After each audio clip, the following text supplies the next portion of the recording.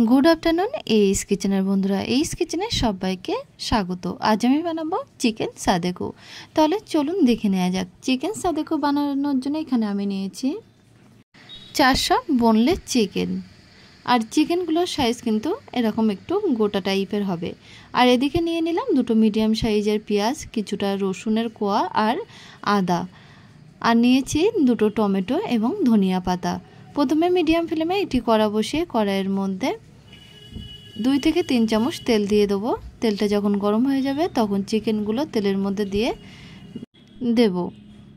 তারপরে দেখুন চিকেনের মধ্যে দিয়ে দিচ্ছি ছোট চামচের 1 চামচের একটু কম লবণ আর 1 চামচ হলুদের পাউডার। ভালোভাবে নাড়াচাড়া করে চিকেনটা কিন্তু মিডিয়াম ফ্লেমে রেখে বয়েলও করে নেব আর তার সঙ্গে ফ্রাইও করে নেব। আর এদিকে ততক্ষণে আমি টমেটো এবং আদাগুলো কেটে নেব। দেখুন 10 থেকে 12 মিনিট পরে চিকেনগুলো কিন্তু একদম ফ্রাই হয়ে গেছে। এরকম যখন কালার চলে আসবে তখন তেল থেকে আমি তুলে নিচ্ছি। এরপরে টমেটোগুলো আমি দুভাগ করে রেখেছিলাম সেগুলো তেলের মধ্যে দিয়ে দেব। টমেটোগুলো দেওয়া হয়ে গেলে একটু গোটা করে আদা কেটে রেখেছিলাম সেটা এবং রসুনগুলো কিন্তু তেলের মধ্যে দিয়ে দিচ্ছি। 3 থেকে 4টে শুকনো লঙ্কাও দিয়ে দিচ্ছি। এগুলো একসাথে একটু হালকা করে ফ্রাই করে নেব, অর্থাৎ কাঁচা ভাবটা যখন দূর হয়ে যাবে তখন তেল থেকে তুলে নেব। টমেটোগুলো উল্টিয়ে দিয়ে অপর সাইডটাও কিন্তু একটু ভালোভাবে ফ্রাই করে নেব। দেখুন এরকম যখন টমেটোর কালার চলে আসবে তখন তেল থেকে তুলে নিতে হবে। এরপর আমি পেঁয়াজগুলো কেটে নিচ্ছি।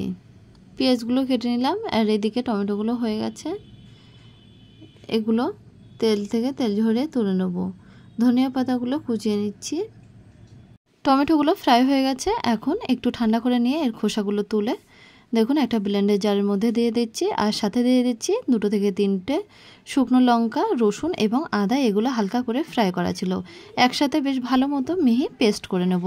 এখন ফ্রাই করে রাখা চিকেনগুলোর সাথে এই পেস্টটা মিশিয়ে দেব।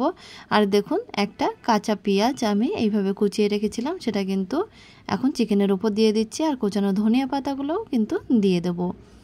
আর এখন দিয়ে দেব ছোট চামচের হাফ চামচ বিট গোলমরিচের পাউডার এবং স্বাদমতো লবণ।